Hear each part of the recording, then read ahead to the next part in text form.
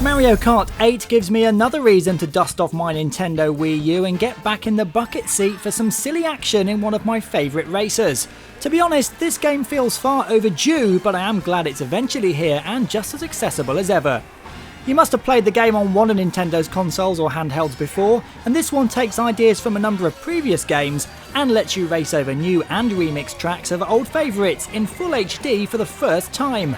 There are 8 cups to take part in, and of course those 3 race classes. 50cc is for true beginners, as it's pretty darn tough not to come first. 100cc ups the challenge a bit more, where you won't guarantee a top place finish. And 150cc is lightning fast, and you'll need all your racing skills and of course a huge dose of luck to get 3 stars in a cup, due to the fact that you'll get punished for being in pole position by all manner of shells and lightning bolts. Luckily, this time around, you can counter a blue shell if you have hold of the super horn, which sends a shockwave out to hit anyone or anything near you.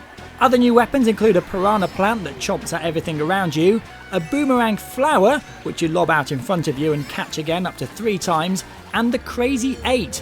8 items that spin around you, which you can launch at enemies for a super advantage. There are also more characters than ever, including more cute characters from Bowser's army.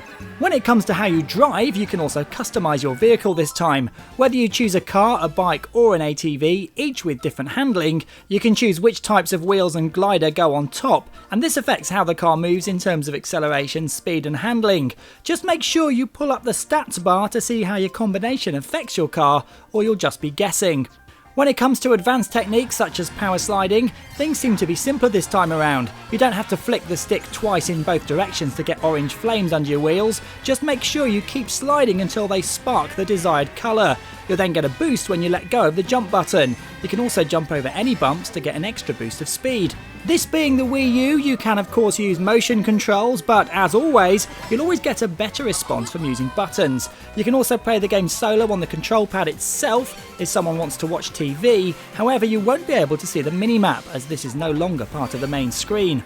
Up to 4-player split screen is supported, but you can also take the action online. Local multiplayer is always fun, but there's something genuinely competitive about playing other people in the world online, and this is where the game gets super addictive.